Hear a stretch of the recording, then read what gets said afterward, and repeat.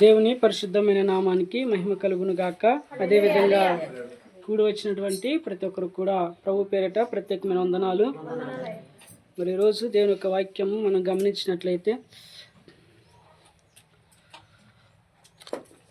ఈరోజు మనం సజీవమా మృతులమై ఉన్నామా? దేవునికి స్తోత్రం చెప్పండి.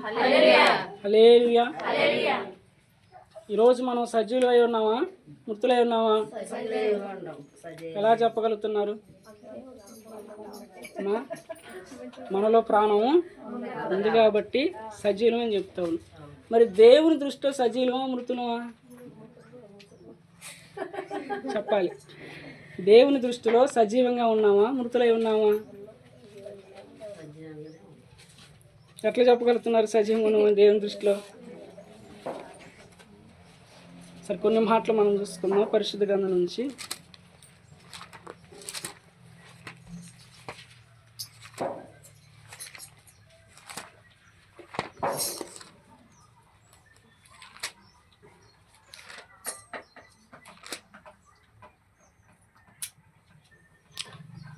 ప్రకటన గ్రంథము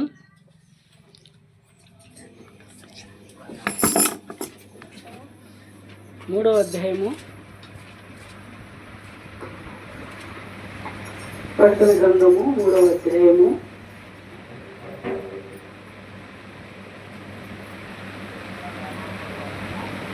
మొదటి వచనం చదువుకున్నట్లయితే, 7 నక్షత్రములను దేవుని 7 నక్షత్రములను దేవుని 7 ఆత్మను గలవాడు చెప్పు సంగతులు ఏమనగా, నీ క్రియలను నేను ఎరుగుదును. ఏమనగా జీవించుచున్నామన్న పేరు ఉన్నది కానీ నీవు మృతుడవే. చాలు, దేవునికి స్తోత్రం చెబుతాం. హల్లెలూయా. 7 నక్షత్రం గలవాడు ఏమని చెబుతా ఉన్నాడు ఇక్కడ? నీ యొక్క క్రియలను నేను ఎరుగుతును. ఏమనగా జీవించుచున్నామన్న పేరు మాత్రమే ఉన్నది కానీ నువ్వు మృతుడై ఉన్నావని చెబుతుంది. ఎందులో మృతుడైందని చెప్తా ఉన్నది?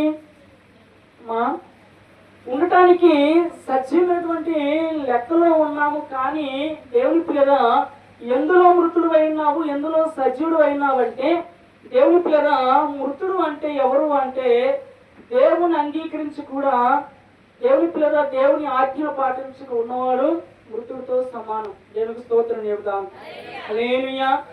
దేవుని ఎరిగి, దేవుని యొక్క వాక్యము ఎరిగి, దేవుని యొక్క ప్రణాళిక ఎరిగి, ఆయన యొక్క స్థితిని ఎరిగి, ఆయన విలువను ఎరిగి, ఆయన ఆత్మను కూడా మనము తెలుసుకొని ఆయనకి ఇష్టానుసారంగా లేనటువంటి వాడు ఎవరంటే మృతుడితో సమానులు అంటా ఉన్నారు. మరి సజీవుడు అంటే ఎవరు?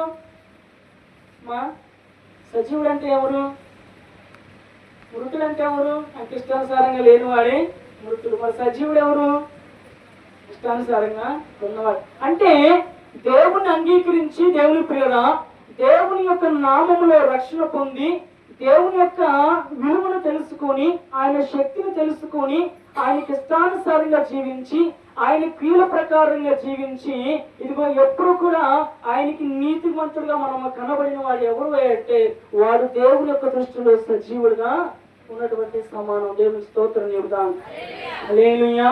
అంటే భూమి మీద కాదు కానీ దేవుని పిల్లల దేవుని దృష్టిలో సమానుడు అంటే దేవుని యొక్క ఆత్మీయతలో సమానుడు అంట. ఎందుకు దేవుని పిల్లల దేవుని అంగీకరించిన వాడు, దేవుని యొక్క మాటను విన్నవాడు ఎందుకు మృతుడు అని చెప్తున్నాడంటే, జాగ్రత్తగా వాక్యం ఉంటే, ఈ లోకము దేవుని పిల్లల ఏనాటికైనా మనిషికి మరణం అనేది రావాలి. అంతేనా కాదా? వచ్చినప్పుడు ఏమైనా రాసుకుని వచ్చారా? 100 ఏళ్ళ మీద వస్తే నువ్వు బ్రతకాలని చెప్పి ఒక పేపర్ తీసుకుని వచ్చారా? ఏమి కూడా లేదంటే ఏ క్షణం ఎవరిది కూడా చెప్పలేదు. అంటే మృతుడు ఎవరు అంటే దేవుని పిల్లరా దేవునికి ఇష్టానుసారంగా లేనివాడు, దేవుని నమ్మని వాడు ఏమవుతాడంటే ఏనాటికైనా మృతి చెందుతాడు. కానీ అంతకంటే మృత్యు ఏడుందంటే మనము చనిపోయిన తర్వాత కూడా నిత్యము నరకం నుండి బయటికి రాకుండా ఉంటాం చూడండి, అది మృతుడు అంటారు. మరి సజీవుడు ఎవరు అంటే దేవుని నమ్ముకున్న వాడు ఎప్పుడైనా చనిపోయినా కానీ ఇదిగో భూమి మీద దేవుని దృష్టిలో సజీవంగా ఉన్నాడు. చనిపోయినటువంటి తర్వాత కూడా ఎక్కడ సజీవంగా ఉంటాడు? ఎక్కడుంటాడు? మాకేం తెలుసు అంటారా? ఎక్కడుంటాడు సజీవంగా? దేవుని దగ్గర ఉంటాడు, పరలోకంలో ఉంటాడు. దేవుని స్తోత్రం చెబుతాం. హల్లెలూయా. అంటే దేవుని నమ్ముకుంటున్న వ్యక్తి భూమి మీద కూడా దేవుని దృష్టిలో ఆత్మీయతలో సజీవుడై ఉన్నాడు. చనిపోయిన తర్వాత కూడా ఎక్కడ సజీవుడు అంటాడంటే దేవుని వద్ద సజీవుడై ఉంటాడు. మరి దేవుని అంగీకరించుకున్న వాడు ఎక్కడ కూడా దేవుని ప్రేర దేవుని దృష్టిలో మృతుడై ఉంటాడు. కానీ చనిపోయిన తర్వాత కూడా నరకంలో ఉండి ఎప్పుడూ బయటికి రానేటువంటి పరిస్థితులు ఉండి అక్కడ కూడా మృతుడై ఉంటాడంట. కాబట్టి ఈ రోజు మనం గమనించాల్సింది ఏంటి అంటే మనము మృతుడు యొక్క లెక్కలో ఉన్నామా లేకపోతే సజీవమైనటువంటి యేసు ప్రభు యొక్క లెక్కలో ఉన్నామని చెప్పి మనం ఏం చేయాలంటే గమనించాలి. దేవునికి స్తోత్రం చెబుదాం. హల్లెలూయా. అందుకే దేవుని ప్రియులరా, ప్రభువునందు ప్రియమైనటువంటి సహోదరుల కిందికి చదివినట్లయితే దేవుని యొక్క వాక్యాన్ని,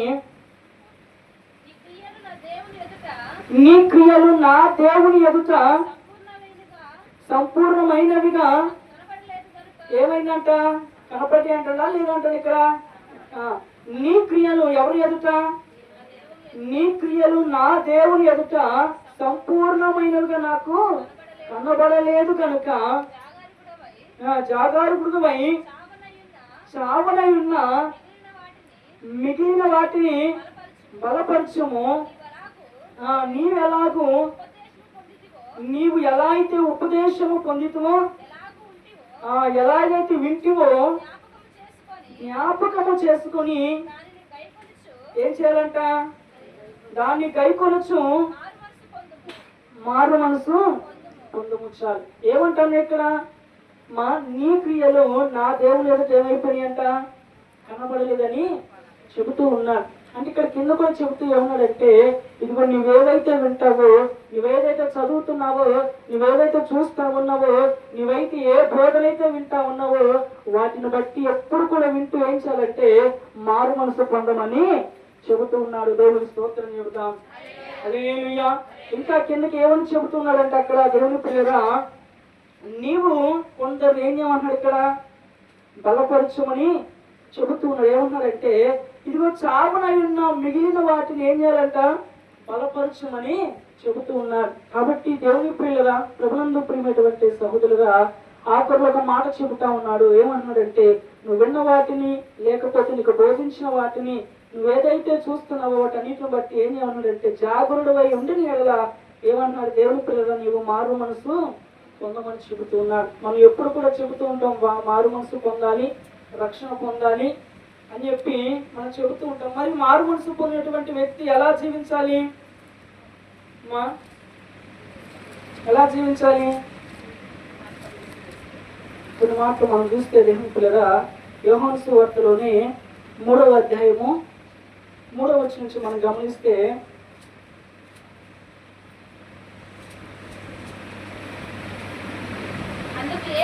అందుకు యేసు అతనితో ఇలాగ నేను ఎలా అంట? ఒకడు కొత్తగా జన్మించితే గాని ఏమి చూడలేడంట. అతడు ఏం చూడలేడు? దేవుని యొక్క రాజ్యము చూడలేనని నీతో నిశ్చయముగా చెప్పుచున్నా నేను. అందుకు నికోదేము ఇలాగ నేను ముసలివాడైన మనుషుల మళ్ళీ రెండోసారి ఎలా జన్మింపగలడు? రెండవ మారు తల్లి గర్భమందు ప్రవేశించి జన్మిస్తారా? అట్లా అమ్మా వృద్ధాపులు 90 సంవత్సరాలు వచ్చినాడు మరలా పోయి తల్లి గర్భంలో జన్మిస్తారా అమ్మా? చదవమ్మా అని ఆయన అడుగగా యేసు ఇలాగ నేను ఒకడు దేని మూలంగా? ఒకడు నీటి మూలంగాను ఒకడు ఆత్మ మూలముగాను జన్మించితే గాని దేవుని యొక్క రాజ్యంలో ప్రవేశింపలేడని నీతో నిశ్చయముగా చెప్పుచున్నాను. నేను దేవునికి స్తోత్రం చెబుతాం. హల్లెలూయా. ఎలా జన్మించాలని చెప్తున్నాడు ఇప్పుడు ఇక్కడ? చెప్పాలి అమ్మా. చెప్తే శాఖలు చెప్తారు. ఎట్లా?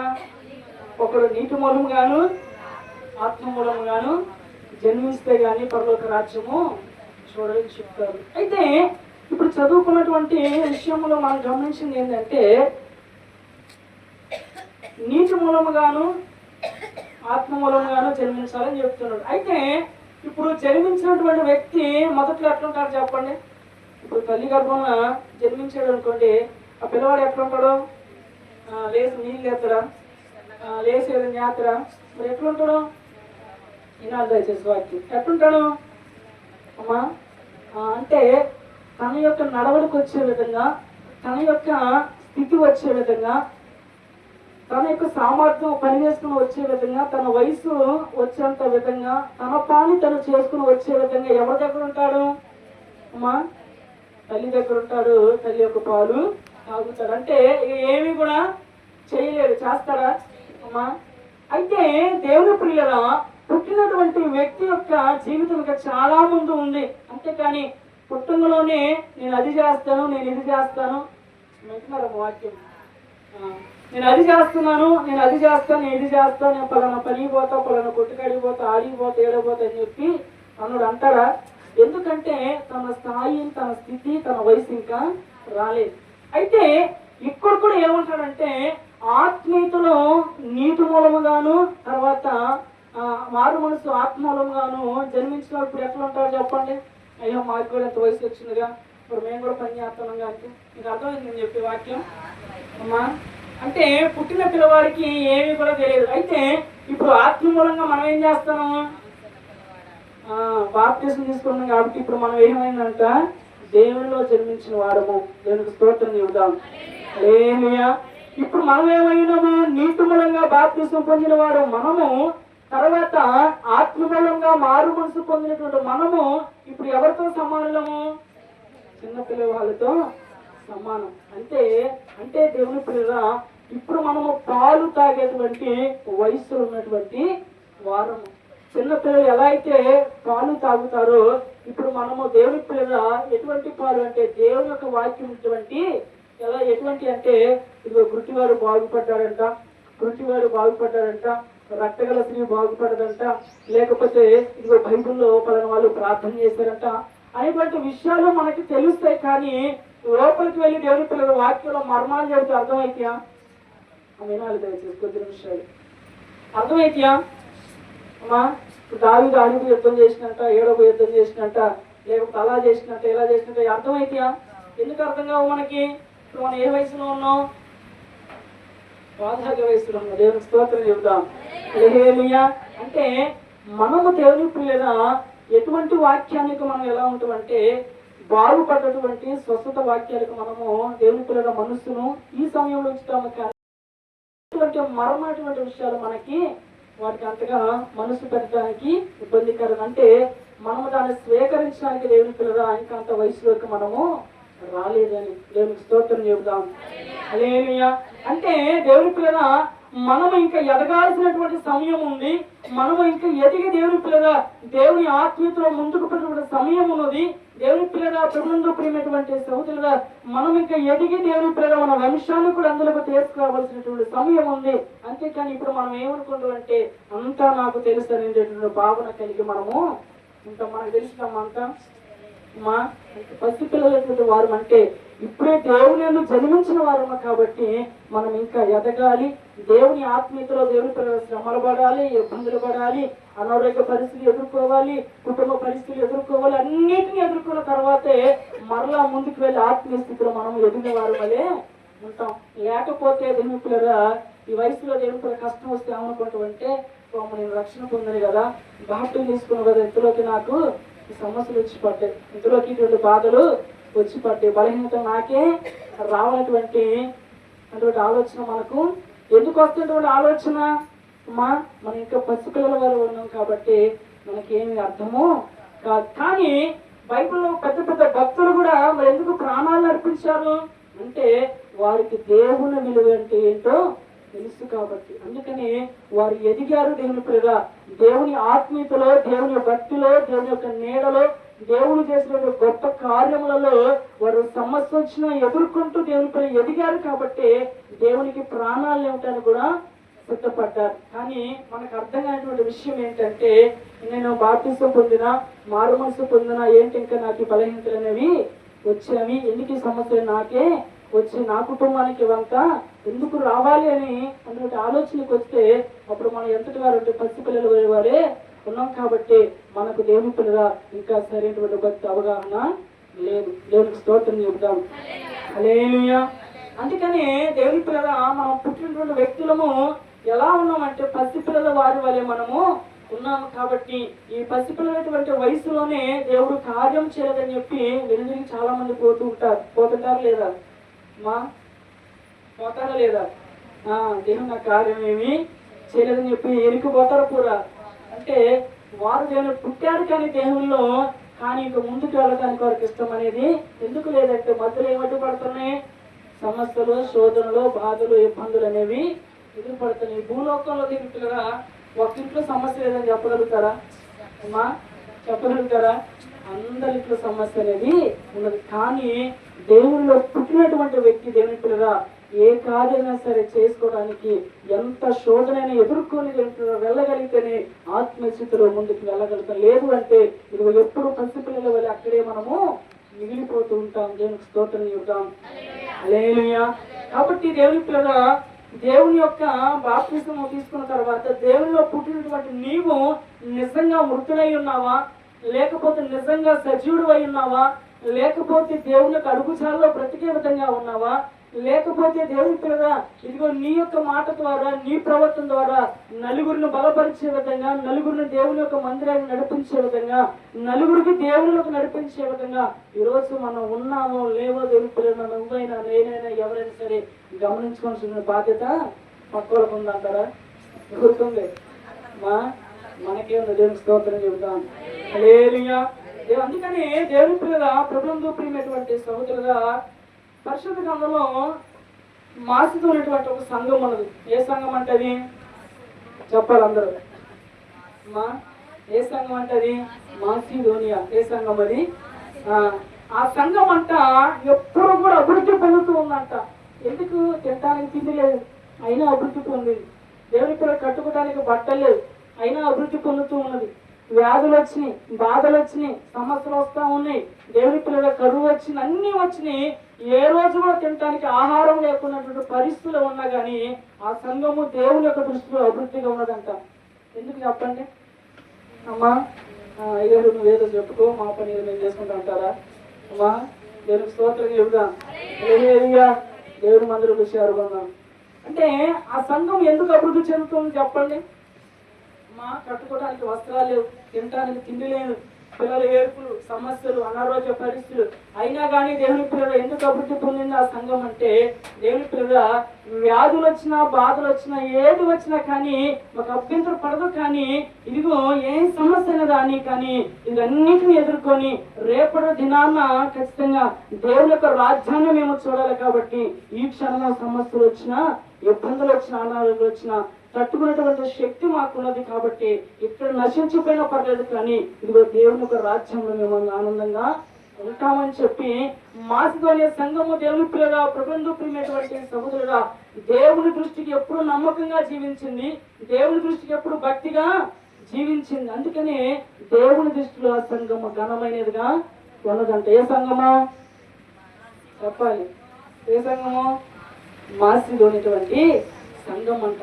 అందుకనే దేవుని పిల్లగా వారు ఎందుకు దినదినము అభివృద్ధి పొందుతున్నారంటే వారికి దేవుడు అంటే ఖచ్చితంగా విలువ తెలుసు. కాబట్టి వారు దేవుని పిల్లగా ఎన్ని అడ్డంకులు వచ్చినా, కట్టుకోవడానికి వస్త్రాలు లేకపోయినా, తినడానికి తిండి లేకపోయినా కానీ వారు ఎప్పుడు కూడా దేవుని పిల్లగా దేవుని ఎంతో భక్తి కలిగి నిలకడ కలిగి జీవించారు. కాబట్టి దేవుని దృష్టిగా సంఘం ఘనమైనదిగా ఉన్నదంట. దేవునికి స్తోత్రం చెబుతాం. హల్లెలూయా. అందుకనే దేవుని పిల్లగా మనం మొదటిగా నేర్చుకోవాల్సింది ఏంటంటే భక్తి అనేది నేర్చుకోవాలి. ఎట్లా వస్తుందా భక్తి? ఎట్లా వస్తుంది చెప్పండి? భక్తి చెప్పాలి. భక్తి ఎట్లా వస్తుంది? అది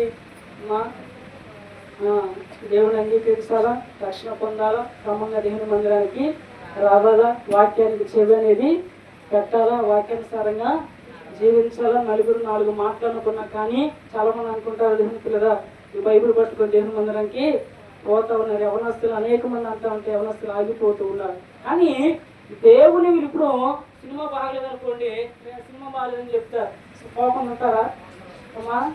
ఖచ్చితంగా చూసి వచ్చి చెప్తారు, బాగుందో బాగలేదంటే ఆమెలో నువ్వు బాగలేదన్నాగా, నేను రాత్రి పోయినా సినిమా ఎట్టుంది బాగానే ఉన్నాక దేవునికి స్తోత్రం చెబుతాం. హల్లెలూయా. అంటే దేవుని పిల్లగా రుచి చూడండి ఏది కూడా తెలుసుద్దా? రుచి చూస్తేనే ఏదైనా సరే తెలుస్తుంది. భక్తి విషయంలో కూడా దేవుని పిల్లగా ఏమన్నాడంటే భక్తి మనకి ఎప్పుడు అర్థమైంది అంటే శ్రమ అనుభవించినప్పుడు భక్తి మనకు అర్థమైంది. అంతేనా కాదా? రుచి చూసినప్పుడు నీకు ఎలా అయితే తెలుసుదో అదే విధంగా భక్తి కూడా నీకు తెలియాలంటే శ్రమ ఖచ్చితంగా అనుభవించి నువ్వు తీరాలి. అంతేనా కాదా అమ్మా? శ్రమను ఎప్పుడైనా సరే శ్రమ వచ్చినప్పుడు నీకు భక్తి అనేది అర్థమైంది. దేవుని పిల్లగా మేము నేర్చుకున్నటువంటి సమయంలో ఏం చేసేవారంటే నైట్ 10ంటికో 9ంటికో ప్రార్థన స్టార్ట్ చేస్తే వాళ్ళు అంటే మమ్మల్ని అక్కడ ఉంచి ప్రార్థన చేయించేవాళ్ళు, చేసి వాళ్ళు ఆగి నిద్రపోయేవాళ్ళు. నిద్రపోయి ఏమంటే ఒక టైం పెట్టేవాళ్ళు. ఎట్లంటే ఖచ్చితంగా 1:30 దాకా 2 దాకా నువ్వు ప్రార్థన చేసి పడుకోవాలని చెప్తారు. వాళ్ళు ఆగి పడుకుంటారు. కానీ ఎవరికి చెప్తారు? నువ్వు నేర్చుకోవడానికి వినప్పుడు మాకు చెప్పేది ఖచ్చితంగా 1 గంటకి 2 నువ్వు ప్రార్థన చేసి పడుకో, మధ్యలో ఎప్పుడు నువ్వు పడుకోదు. నిద్ర వచ్చినా అసలు నడుచుకొని చేయాలి, లేదా మోకాలు చేయాలి, కూర్చొని చేయాలి, ముఖం కడుక్కొని చెయ్యాలని చెప్పి వాళ్ళు హాయిగా పడుకున్నారు. నేను అనుకునేది వాళ్ళు హాయిగా చక్కగా పడుకున్నారు కదా, మరి మమ్మల్ని 2 దాకా ఎందుకు ఎట్లు చెప్తున్నారు అంటే భక్తి అనేది దేవుని పిల్లగా శ్రమ పడినప్పుడే భక్తి విలువ తెలుస్తుంది. నేను స్తోత్రం చెప్తాను. నేను అదే కనుక వాళ్ళు చెప్పారు కదని చెప్పి అయ్యా నువ్వైతే ఆగి పడుకున్నా కదని చెప్పి మరి మాటలకు వ్యతిరేకించి ఆగి పడుకుని ఉంటే మనకు భక్తి వచ్చిద్దా అమ్మా? ఇంకో విషయం ఏంటంటే ఈ నాగరాజన కూడా బాగాలేనప్పుడు నేను గమనించింది ఏంటంటే వచ్చేవాడు వారం 10 రోజులు 20 రోజుల దాకా కూడా జరుగుతుందా కింద చలైనా సరే ఆ పిల్లల్ని వేసుకొని కూడా పడుకున్నారు. నేను కూడా ఏం చేశానంటే అసలు ఉండడని చెప్పి దేవుని నేను 9:30 10 పడుకొని నారదాన్ని కనీసం 11 12 దాకా ప్రార్థన చేసుకొని చెప్పి మేము హాయిగా పడుకునేది. అవునా కాదా? అవునా నిజం కాదా? దేవునికి స్తోత్రం చెబుతాం. హల్లెలూయా. ఎందుకు అట్లా చేయించేది అమ్మా? తిట్టుకుండా లేదు మాకు తెలియదు, కానీ దేవుని పిల్లలు దీంతో కూడా ఉంది. వాళ్ళిద్దరూ కూడా దేవుని మందిరంలోకి వచ్చినప్పుడు 20 రోజులు ఉన్నప్పుడు దేవుని పిల్లల ఆ పిల్లలు కూడా మేము కొట్టేది. నేను అడిగాను సార్, నా పిల్లలు కొట్టడం బాధపడదు అంటే లేదే కదా, ఇంటికాడ అయితే 2 కొడుతూ వాళ్ళు కొట్టేవాడు అని. 2 కొట్టలుగా దేవునికి స్తోత్రం చెబుతాం. వాళ్ళ పిల్లలు కూడా చికాకు చేసిన కానీ దేవుని పిల్లల కొట్టేవాళ్ళం. ఎందుకు అలా కొట్టేవాళ్ళం అంటే దేవుని పిల్లగా నీ ఓపిక ఖచ్చితంగా నువ్వు నిలబడతావా నిలబడవని చెప్పి దేవుని పిల్లగా 3 పిల్లలు కొట్టేది. అయినా కానీ దేవుని పిల్లగా మరి 20 రోజులు కూడా దేవుని పిల్లగా ఉన్నారు. ఒకప్పుడు నడవలేని స్థితిలో ఇప్పుడు ఏం చేస్తున్నాడు? పనికి వెళ్ళే స్థితికి దేవుడు తీసుకొచ్చాడు. దేవునికి స్తోత్రం చెబుతాం. అంటే శ్రమ రాకపోతే నీకు అర్థమయ్యేది అయితే, శ్రమ వస్తే నీకు భక్తి అర్థమయ్యేది. అందుకనే దేవుని పిల్లగా ప్రభువులో ప్రియమైనటువంటి సోదరులుగా నీకు భక్తి అర్థం కావాలంటే శ్రమను ఎదుర్కొనేటువంటి శక్తి నీకు ఉండాలి, శ్రమను అనుభవించేటువంటి ధైర్యం నీకు ఉండాలి. ఇది శ్రమను అనుభవిస్తే తప్ప నీకు భక్తి అనేది అర్థం కాదు. అందుకనే అయ్యో నాకెందుకు వచ్చింది శ్రమ, నాకెందుకు వచ్చింది ఇబ్బంది, నాకెందుకు వచ్చింది బలహీనత అనేటువంటి మాటలు కనుక్కుంటే నువ్వు వెనక్కపోతే ఇక నువ్వు ఆత్మీయతలు ముందుకనేది వస్తావా? రాలేదు. ఒకప్పుడు దీపకలు వద్దన్నారంట. దేనికి?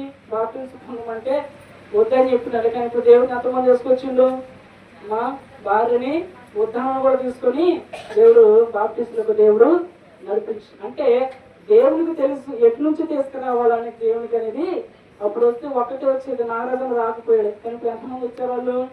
2 వచ్చారంటే భార్య భర్త 2 వచ్చారు. అంటే దేవుడు ఒకసారి శ్రమ పెట్టినా కానీ మేలు కలిగినటువంటి మార్గంలోకి నడిపిస్తారు. అంతేకాని ఇప్పుడే పుట్టినటువంటి ఆత్మీయతలో నీకు శ్రమ వచ్చిందని వెనక్కి తిరిగిపోతే ఇంక నువ్వు చాలా ఎదగాల్సినటువంటి సమయం ఉన్నది, నువ్వు చాలా దేవుని కార్యాలు అనుభవించాల్సినటువంటి సమయం ఉన్నది. అంతేకాని ఇప్పుడే మారు మనసులో పుట్టి దేవుళ్ళలో పుట్టి ఇవన్నీ సమస్యలు వచ్చిన తర్వాత వెనక్కి తిరిగిపోతే భక్తి అనేది నీకు అర్థము కాదైతే. దేవునికి స్తోత్రం చెప్తాం. హల్లెలూయా. అంటే ఏది భక్తి ఉండాలన్నా ఏది ఉండాలని ఏమి ఉండాలంటే మనిషికి ఆశ అనేది ఉండాలి వద్దా? దేవునికి స్తోత్రం చెప్తాం. హల్లెలూయా. ఒక ఆశ ఉందయ్యా నా కోరిక తీర్చయ్యా, నా మనవిను యేసయ్యా, ప్రత్యుత్తరమిమ్మయ్యా. చెప్పగలరా? ఒక ఆశ ఉందయ్యా, నా కోరిక తీర్చయ్యా, నా మనవిను యేసయ్యా, ప్రత్యుత్తరమిమ్మయ్యా. యవన కాలమందుని పారిపోయగా, బలమైన ఇల్లుగా నన్ను మార్చవా. యవన కాలమందుని పారిపోయగా, బలమైన ఇల్లుగా నన్ను మార్చవా. ఒక ఆశ ఉందయ్యా, నా కోరిక తీర్చయ్యా, నా మనవిను యేసయ్యా, ప్రత్యుత్తరమిమ్మయ్యా. చూడరా, నత్తివాడనైనను పరాయకు తల్లబెట్టి, మోసే ఆశలు తీర్చిన దేవా. నత్తివాడనైనను పరాయకు తల్లబెట్టి, మోసే ఆశలు తీర్చిన దేవా. ఈ తరములో నీ చిత్తముకై ఎదురు చూడగా, అగ్ని చేతలను దర్శించి నీ చిత్తము తెలుపగా. ఈ తరములో నీ చిత్తముకై ఎదురు చూడగా, అగ్ని చేతలను దర్శించి నీ చిత్తము తెలుపగా. ఒక ఆశ ఉందయ్యా, నా కోరిక తీర్చయ్యా, నా మనవిను యేసయ్యా, ప్రత్యుత్తరమిమ్మయ్యా. ఒక ఆశ ఉందయ్యా, నా కోరిక తీర్చయ్యా, నా మనవిను యేసయ్యా, ప్రత్యుత్తరమిమ్మయ్యా. హల్లెలూయా. దేవుని స్తోత్రం చెబుతాం, రెండు చేతులు చెబుతాం. హల్లెలూయా. నత్తివాడైనటువంటి మోషని ఎక్కడ నిలబెట్టిండు? ఫరో ఎదుట నిలబెట్టి. అయినా కానీ దేవుని పిల్లగా దేవుడు తోడున్నాడు కాబట్టి, దేవుని పిల్లగా ఆ యొక్క మోషని దేవుని పిల్లగా దేవుడు తోడున్నాడు కాబట్టి అక్కడ ఫరో రాజును కూడా ఎదిరించగలిగింది. అంటే ఈరోజు దేవుని పిల్లగా ఎదుటిన్న సమస్య ఉన్నప్పుడు మనము భయపడకూడదు, కానీ ఆ సమస్యను దేవుని పిల్లలు ఎలా పరీక్షించుకునేటువంటి ఆలోచన మనకి కలగాలంట. అందుకనికే దేవుని పిల్లగా భక్తి కనుక మనకు అర్థమైతే ఏ చేయడానికి మనము సిద్ధపడుతూ ఉంటాం. అందుకొరకే దేవుని పిల్లగా భక్తి ఎప్పుడు అర్థమైంది అంటే శ్రమ అనుభవించినప్పుడు భక్తి అనేది అర్థమైంది. తర్వాత ఇంకెలా అర్థమైంది అంటే భక్తి అనేది దేవుని పిల్లగా వారం ఖచ్చితంగా దేవుని మందిరానికి వచ్చే విధంగా మనము ఉండాలి. ఖచ్చితంగా క్రమం తప్పకుండా దేవుని యొక్క మందిరానికి వచ్చే విధంగా మనము ఉండాలి. ఎందుకంటే ఈరోజు దేవుని పిల్లల బడికి వెళ్తే ఆ చెప్పేటువంటి లెసన్ రేపు రోజున దేవుని పిల్లల 2 రోజులకు వెళ్ళిన తర్వాత నీకు అర్థమైద్దా? అమ్మా, నీ ఫ్రెండ్స్ని అడిగినా చెప్తలేవు, కానీ టీచర్ చెప్పినట్టు క్లారిటీ చెప్తురా అమ్మా. దానివల్ల ఏమైపోతుంది? భవిష్యత్తు అనేది ఆగమైపోతూ ఉంటుంది. అంటే మనము కూడా దేవుని మందిరానికి క్రమం తప్పిపోతే, మనకు ఒక క్రమం లేకపోతే భక్తి అనేది అర్థమో అయిదా?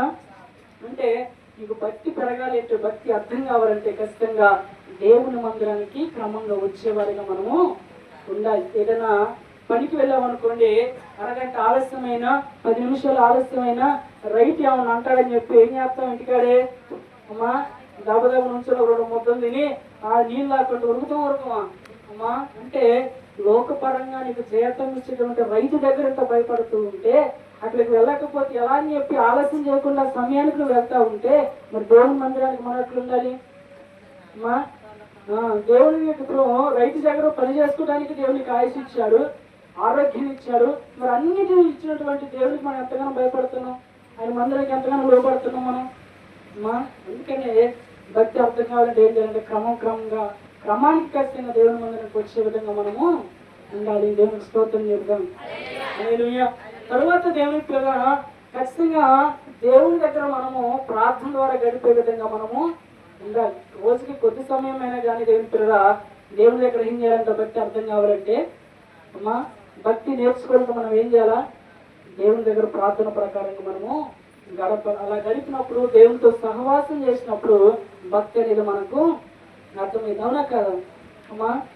కాబట్టి తరువాత దేవుని పిల్లగా భక్తి అర్థం కావాలంటే వారానికి ఒక్క రోజున ఉపవాసం అనేది ఉండాలి. అలా ఉపవాసం ఉన్నప్పుడు, ఉపవాసంతో ఉంటే ఖచ్చితంగా నీకు భక్తి అనేది అర్థమైంది. అంతేకాని దేవుని పిల్లగా ఏమీ పాటించకుండా, ఏ సమస్యను ఎదుర్కోకుండా ఉంటే కనుక భక్తి అనేది మనకు అర్థమైందా అమ్మా?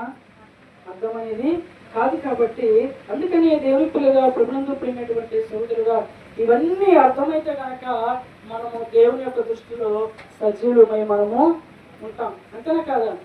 మా పుట్టిన పిల్లవాడిని దేవుని పిల్లగా బకెట్ పడుతూ నీళ్ళు ఏమంటారా మా అది మెసడానికే కష్టం. దేవునికి స్తోత్రం చెప్దాం.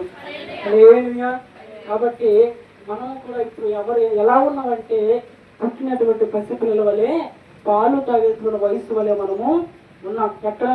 దేవుని యొక్క ఆత్మీయతలు. కాబట్టి ఈ ఆత్మీయతలో ఎన్నో సమస్యలు వచ్చినా కానీ వాటిని దేవుని పిల్లలు జయించుకుంటూ వెళ్ళాలి. కానీ నువ్వు నాకు సమస్య వచ్చింది, ఈ బాధ వచ్చిందని చెప్పి వెనుదిరిగి వస్తే నువ్వు ఎదగాల్సినటువంటి ఇంకా సమయం చాలా.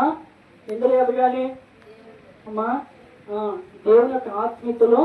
అంటే ఇప్పుడే నువ్వు పుట్టినటువంటి పిల్లలు కాబట్టి నువ్వు ఆత్మీయతలో ముందుకు వెళ్ళాలంటే నీ ఎదుటి వచ్చినటువంటి సమస్యను ఏం చేయాలా? మా నాకే ఎందుకు వచ్చిన సమస్య నీకు ఎదిరిగిపోవాలా? ఏం చేయాలా? వాటిని ఎదిరించాలి. ఎందుకంటే ఇప్పుడు ఎదిరించాలంటే దేవుడు రేపు రోజు నువ్వు అంటావు, అమ్మో నా ప్రాణాన్ని సరే దేవునికి ఇవ్వడానికి సిద్ధపడతావు. ఎందుకు మాట అంటావు?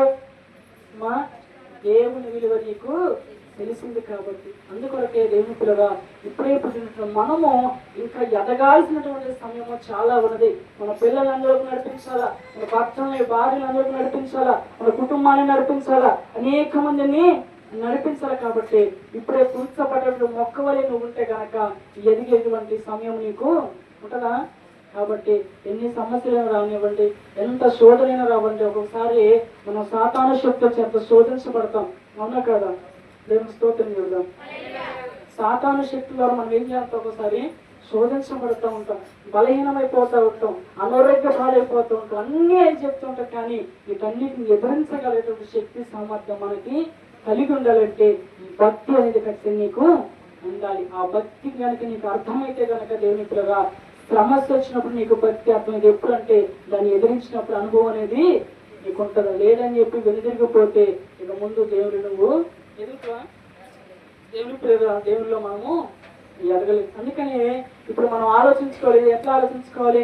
నిజంగా నేను మృతుడై ఉన్నానా? నిజంగా నేను సజీవుడై ఉన్నాను? ఎందులో దేవునిలో. మృతుడైన వాడు ఏమైపోతాడు? భక్తి అర్థం కాదు. దేవుని పిల్లగా దేవుని నమ్ముకున్నా కానీ మరలా ఏమైపోతారు? లోకంలో కలిసిపోతూ ఉంటారు. చాలా మంది మొదట్లో బాగా భక్తి చేస్తుంటారు, మధ్యలోకి వచ్చిన తర్వాత సావకాలు కలిసి వాళ్ళు కలిసి వీళ్ళు కలిసి హాయిగా ఏమైపోతారు? నిండా ముందుకు సైలెంట్ ఇది తెలియదన్నట్టు ఏమైపోతారు? హాయిగా మరల లోకంలోకి తాగుడే కానీ, తిరుగుడే కానీ, వ్యసనాలే కానీ వాటన్నిటిలో వదిలేసి ఏదైతే వచ్చో మరల అందులోకి వెళ్ళిపోతూ ఉంటారు. వాళ్ళు ఏమైపోతారంటే దేవుని దృష్టిలో మృతులయ్యి పోతారు. కాబట్టి ఈరోజు ఎన్ని సమస్యలు వచ్చినట్టు ఎదుర్కొనే కనుక నువ్వు నిలబడితే ఎక్కడ సజీవుడై ఉంటావు? ఒకవేళ చనిపోయినా కానీ ఎక్కడ సజీవుడై ఉంటావు? దేవుని యొక్క రాజ్యంలో సజీవుడు అంటే ఎక్కడ సజీవుడివే, ఎక్కడ కన్నులు మోసిన మరలా ఎక్కడ సజీవుడివి? దేవుడి దగ్గర సజీవుడివే. కానీ ఎక్కడ మృతి పొందిన వాడివై ఉంటే నువ్వు బ్రతుకున్నా మృతి పొందిన వాడివి అంటే ఎక్కడ మృతుడు అవుతూ మరలా నరకులో. అంటే ఇక్కడ 100 సంవత్సరాలు 50 సంవత్సరాలు మాత్రమే, కానీ అక్కడ ఎన్ని సంవత్సరాలు? యుగాలుగా నువ్వు మృతుడు పోయి ఉంటావు. కాబట్టి ఈరోజు దేవుడు అంటా ఉన్నాడు, దేవుని పిల్లగా నీవు ఇంకా జీవించుతున్న మృతుడుగా ఉన్నావేమో ఈ వాక్యం ద్వారా దేవుడు అంటా ఉన్నాడు. దేవుని పిల్లగా సరి చేసుకుంటున్న మనస్సు మనకుంటే అది. ఎందుకంటే ఈ నెల అయితే 2025 సంవత్సరము అయిపోతుంది. కాబట్టి ఈ యొక్క సంవత్సరంలో దేవునికి ఇష్టం లేకపోతే నేను పనులు చేస్తున్నా. దేవుని పిల్లగా ఇప్పుడు దేవుని దగ్గర ఒప్పుకొని మళ్ళీ నూతన సంవత్సరం క్వశ్చన్ స్టార్ట్ చేయడం కాదు. అంతేనా? అంటే స్టార్ట్ చేయాలా? ఇప్పుడు అన్ని విడిచిపెట్టి పుస్తకాలు కొత్తగా నూతనంగా మళ్ళీ స్టార్ట్ చేయాలా? నూతన స్వభావాన్ని మనము ధరించుకోవాలి. కాబట్టి వీటన్నిటిని విడిచిపెట్టి ఎప్పుడు కూడా మనము దేవునిలో భూమి మీద అంటే కొన్ని సంవత్సరాలు ఎలా అయితే మృతి పొందాలి, కానీ ఇక్కడ మృతి పొందినా కానీ దేవుని యొక్క పరలోక రాజ్యం ఆయన పాదాల చెంత సజీవులుగా ఉండాలంటే ఎప్పుడు కూడా దేవుని ఆత్మీయతను మనకు సజీవుడు అయ్యి ఉండాలి. దేవుడి కొన్ని మాటలు దీవించి ఆస్వాదించిన గాక. ఆమేన్.